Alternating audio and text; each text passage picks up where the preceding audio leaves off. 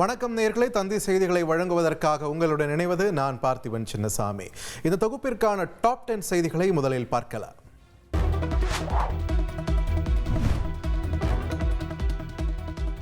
திருச்செந்தூர் சுப்பிரமணிய சுவாமி கோவில் கும்பாபிஷேகம் கோலாகலமாக நடைபெற்றது.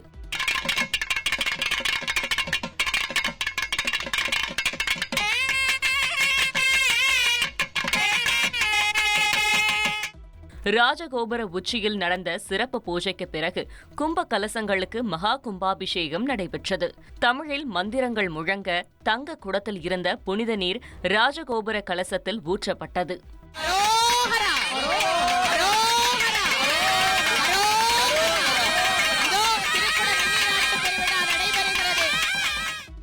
அதே நேரத்தில் மூலவர், சண்முகர், ஜெயந்திநாதர், வள்ளி தெய்வானை, குமர விடங்க பெருமாள், நடராஜர் மற்றும் உள்வழி பரிவாரமூர்த்தி விமான கலசங்களிலும் புனித நீர் ஊற்றி கும்பாபிஷேகம் நடைபெற்றது.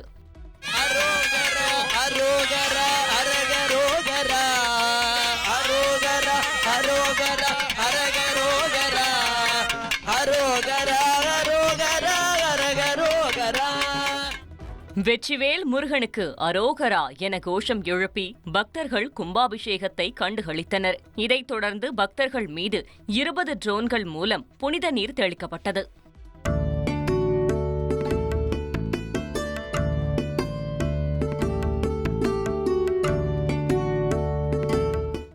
திருச்செந்தூர் நகரின் பல இடங்களில் 65க்கும் மேற்பட்ட LED திரைகள் அமைத்து கும்பாபிஷேக நிகழ்வு ஒளிபரப்பு செய்யப்பட்டதால் பக்தர்கள் மகிழ்ச்சியடைந்தனர்.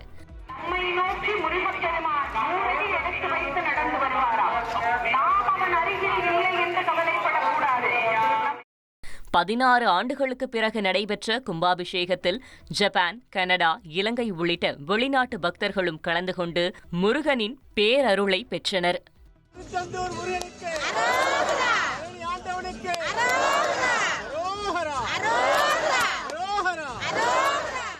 கோவிலில் இருந்து ஐயா வைகுண்டர் அவதாரபதி கடற்கரை வரை லட்சக்கணக்கான பக்தர்கள் திரண்டிருந்ததால் கூட்டத்தை கட்டுப்படுத்த 6100 போலீசார் பாதுகாப்பு பணியில் ஈடுபட்டிருந்தனர்.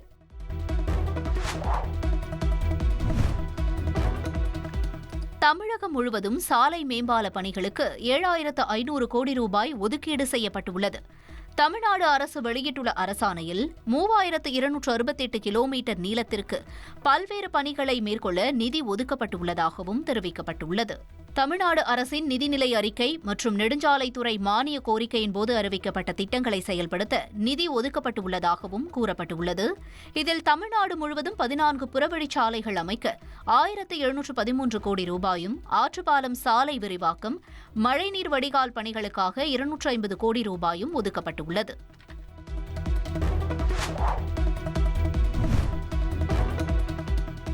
வரும் 9ஆம் தேதி நாடு முழுவதும் வேலைநிறுத்த போராட்டம் அறிவிக்கப்பட்ட நிலையில் இதில் தமிழகத்தில் தொமுச உள்ளிட்ட 13 தொழிற்சங்கங்கள் பங்கேற்கப் போவதாக அறிவித்துள்ளன.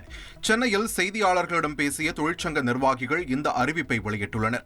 இந்த போராட்டத்தால் பேருந்துகளும் ஆட்டோக்களும் இயங்காது என கூறப்படும் நிலையில் ஆசிரியர்கள், அரசு ஊழியர்கள், ஓட்டுநர்கள் என பலரும் இந்த வேலை நிறுத்தத்தில் ஈடுபடுவார்கள் என்று அறிவிக்கப்பட்டுள்ளது. விலைவாசி உயர்வை கட்டுப்படுத்துதல், திருத்தி அமைக்கப்பட்ட 44 தொழிலாளர் நலச் சட்டங்களை திரும்பப் பெற வேண்டும், பொதுத்துறையை தனியார் வசம் ஒப்படைக்க கூடாது என்பன உள்ளிட்ட 17 அம்ச கோரிக்கைகளை வலியுறுத்தி அகில இந்திய அளவில் வேலைநிறுத்த போராட்டமானது நடைபெற உள்ளது.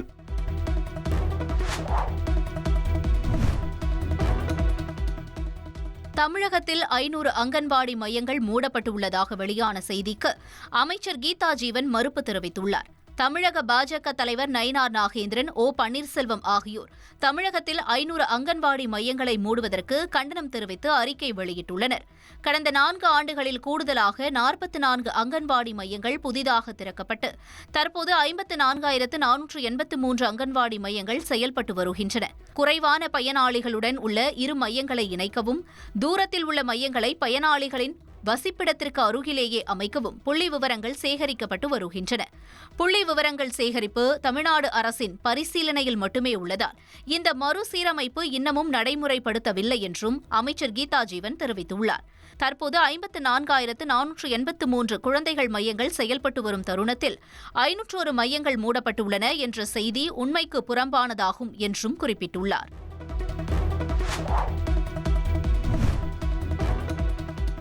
நாமக்கல்லில் ஜொமேட்டோ, ஸ்விக்கிக்கு மாறாக ஜாரோஸ் என்ற புதிய உணவு டெலிவரி செய்யும் செயலி ஹோட்டல் உரிமையாளர்கள் சார்பில் தொடங்கப்பட்டுள்ளது. நாமக்கல்லில் உணவு டெலிவரி செய்யும் செயலி நிறுவனங்களுக்கும் ஹோட்டல் உரிமையாளர்களுக்கும் இடையே பிரச்சினை ஏற்பட்டது. இதனால் கடந்த ஜூலை 1ஆம் தேதி முதல் ஆன்லைன் உணவு டெலிவரி நிறுவனங்களுக்கு உணவு வழங்காமல் ஹோட்டல் உரிமையாளர்கள் நிறுத்தி வைத்தனர்.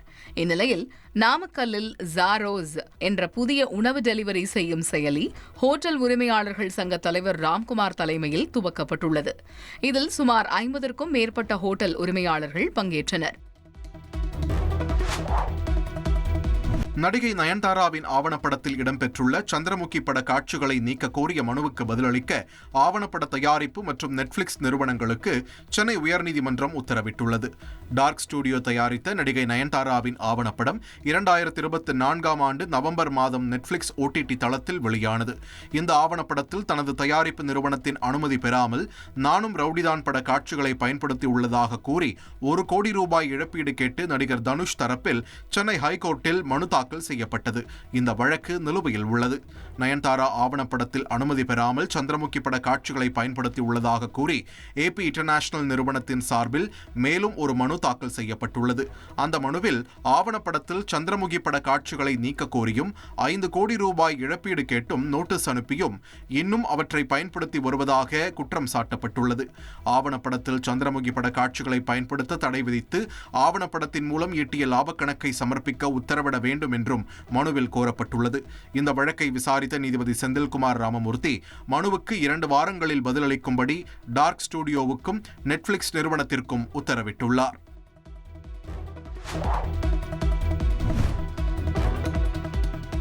பீகாரில் ஒரே குடும்பத்தைச் சேர்ந்த 5 பேர் எரித்துக் கொல்லப்பட்டது அதிர்ச்சியை ஏற்படுத்தியுள்ளது. பூர்ணியா மாவட்டத்தில் உள்ள டெட்கமா கிராமத்தில் மாந்திரீக பயிற்சியில் ஈடுபடுவதாக சந்தேகத்தின் அடிப்படையில் ஞாயிற்றுக்கிழமை இரவு ஒரே குடும்பத்தைச் சேர்ந்த 5 பேரை அதே பகுதி மக்கள் தாக்கியுள்ளனர். பின்னர் அவர்களை தீ வைத்து எரித்துள்ளனர். அவர்களிடம் இருந்து சோனு என்ற 16 வயது சிறுவன் தப்பித்து காவல்துறைக்கு தகவல் அளித்துள்ளார். விரைந்து வந்த போலீசார் எரிந்த நிலையில் 5 பேரின் உடல்களையும் மீட்டு 3 பேரை கைது செய்துள்ளனர். முக்கிய நபராக கருதப்படும் மேலும் ஒருவரை தேடி வருகின்றனர். போலீசார் நடத்திய விசாரணையில் அண்மையில் கிராமத்தைச் சேர்ந்த குழந்தை ஒன்று உயிரிழந்ததற்கு இந்த குடும்பம்தான் காரணம் என்ற சந்தேகத்தின் அடிப்படையில் தாக்கி கொலை செய்திருக்கலாம் என்று தெரிய வந்துள்ளது.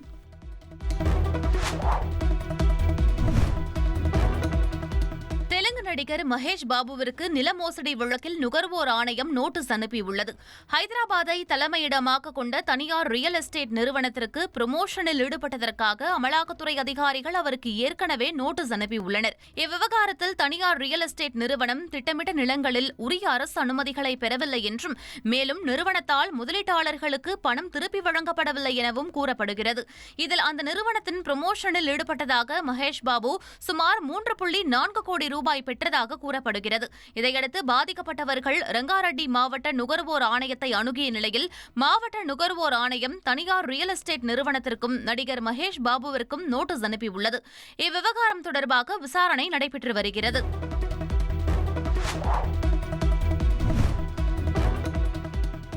அமெரிக்காவின் டெக்சஸ் மாகாணத்தில் ஏற்பட்ட வரலாறு காணாத வெள்ளப்பெருக்கில் உயிரிழந்தோரின் எண்ணிக்கை 80 கடந்துள்ளது. கடந்த வெள்ளிக்கிழமை திடீரென பெய்த கனமழையால் ஆறுகளில் வெள்ளப்பெருக்கு ஏற்பட்டு ஏராளமான பகுதிகள் வெள்ளத்தில் மூழ்கின. வீடுகள், வாகனங்கள், மரங்கள் என அனைத்தும் அடித்துச் செல்லப்பட்டன. 40க்கும் மேற்பட்டோர் மாயமாகி உள்ளதால் அவர்களை தேடும் பணி நடைபெற்று வருகிறது. அதே நேரத்தில் மீண்டும் வெள்ளம் ஏற்பட்டு நீர்மட்டம் உயரும் என ஆய்வு மையம் எச்சரிக்கை விடுத்துள்ளதால் தாழ்வான பகுதிகளில் இருக்கும் மக்களை ராணுவத்தின் உதவியுடன் வெளியேற்றி வருகின்றனர். இதனிடையே வெள்ளம் பாதித்த கெர்வில் பகுதியை பார்வையிட ஏராளமானோர் வருவதால் பல இடங்களில் போக்குவரத்து நெரிசல் ஏற்படுவதாகவும் ட்ரோன்களை பயன்படுத்தி பொதுமக்கள் வீடியோ எடுப்பதால் ஹெலிகாப்டர் மூலம் நடைபெறும் மீட்பு பணிகள் பாதிக்கப்படுவதாகவும் அதிகாரிகள் தெரிவித்துள்ளனர்.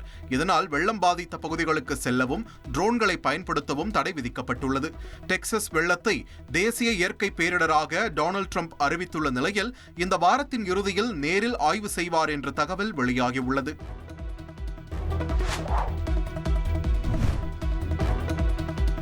அமெரிக்காவில் எலான் மஸ்க் புதிய கட்சி தொடங்கியது அபத்தமானது என்று டொனால்ட் ட்ரம்ப் கடுமையாக விமர்சித்துள்ளார்.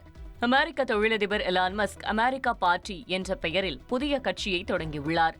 இதுகுறித்து கருத்து தெரிவித்துள்ள டொனால்ட் ட்ரம்ப், அமெரிக்காவில் இரு கட்சி முறை இருந்து வருகிறது என்றும் 3வது கட்சியை தொடங்குவது குழப்பத்தை அதிகரிக்கும் என்றும் குறிப்பிட்டுள்ளார். மேலும் கட்சி தொடங்குவது எலான் மஸ்கிற்கு வேடிக்கையாக இருக்கலாம் என்றும், ஆனால் அது அபத்தமானது எனவும் அதிபர் ட்ரம்ப் காட்டமாக விமர்சித்துள்ளார்.